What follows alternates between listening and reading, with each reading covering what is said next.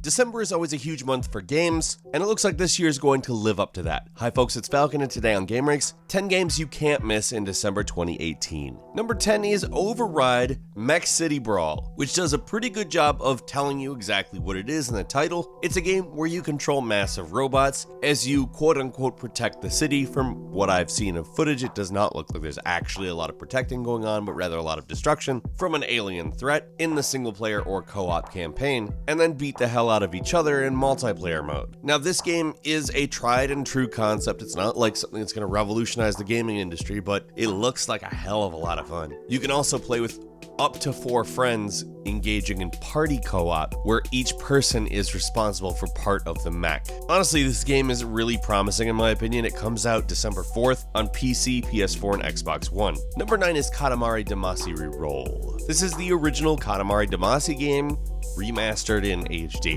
Now, considering this is a weird, rolling, kind of puzzle, kind of platform with a lot of humor and a lot of weird looking stuff, there really isn't another game like Katamari Damacy, and that is fully its strength. It was a pretty game back in the day. Honestly, it looks like the graphics hold up, and if you've never played this game, I'm gonna recommend you do it because it's goofy as hell, but it's fun. It's specifically hitting PC and Switch on December 7th, so play it. It's Katamari Damacy. Number 8 is a new Persona dancing game, which is a tradition the Persona franchise has pursued for seemingly impossible to understand reasons. Unless you're a big fan of the franchise, then you know exactly why these are fun. It's because they're absurd, just like the actual games, except for much more. Also, Persona Dancing Endless Night Collection, which will feature Persona 3, Dancing in Moonlight, Persona 4, Dancing All Night, and Persona 5, Dancing in Starlight, all come out on December 4th to the PlayStation 4. Number 7 is GRIS,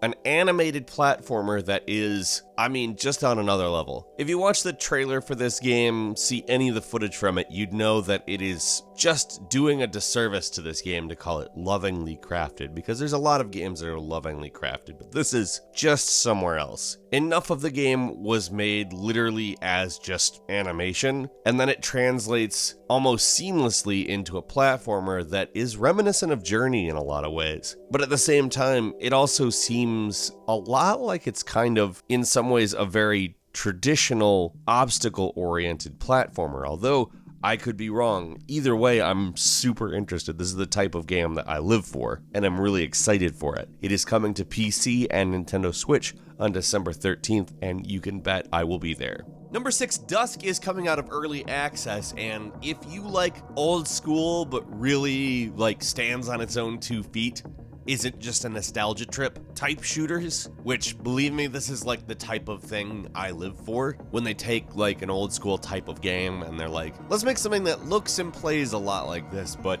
brings a lot of its own stuff to the table. It's not necessarily just shooters, but this is a great example of that done with a shooter. It borrows a lot of aesthetics from Quake, Heretic, that type of stuff, and it is very vertically oriented in some places. It is just a really well-designed game. It moves, it's got momentum, it feels familiar while also feeling new. The setting, a Pennsylvanian town with a cult, definitely refreshing in this kind of genre. It's also not an expensive game. It's available on Steam for $20, and 1.0 is hitting on December 10th. Number 5 is Insurgency Sandstorm, which is a multiplayer tactical first-person shooter. It is a follow-up to the game Insurgency, and apparently will bear a lot of similarities to it. Now, obviously, the setting of the game is a little bit different, but they've really achieved a nice high level of detail in the graphics that's, it's promising to say the very least. It'll be on other platforms later, but it will be launching on the PC on December 12th. Number 4 is PUBG PS4, which, if you're familiar with PlayerUnknown's Battlegrounds, you know that the PS4 has been conspicuously missing from its lineup for quite a while now. In the meantime, Fortnite has dominated that market, but it's time for the original to show up and see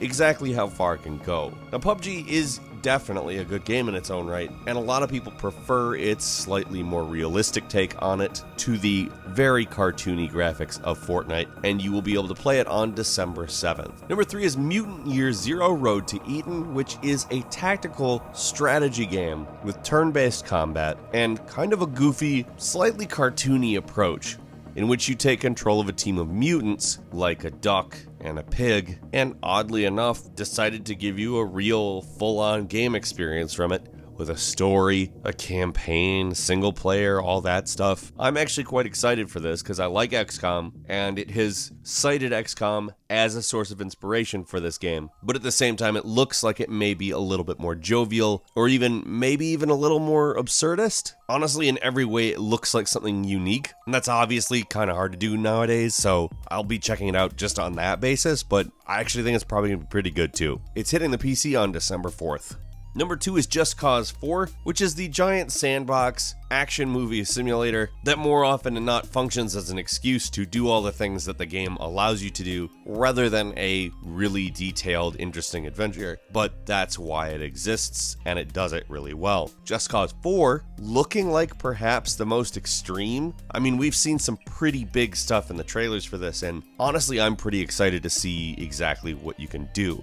For the most part, Just Cause just keeps getting bigger and wilder, and that's exactly what I'm here for with Just Cause 4. It's hitting PC, PS4, and Xbox One on December 4th. And finally, number 1, Super Smash Bros. Ultimate on the Switch. Because, yes, of course, why wouldn't I want that? I mean, that's exactly what I want. That's exactly what everyone wants. Who doesn't want Super Smash Bros. Ultimate? Like, I don't need to explain what Super Smash Bros. Ultimate is. A new Super Smash Bros. Game is coming to the Switch in December.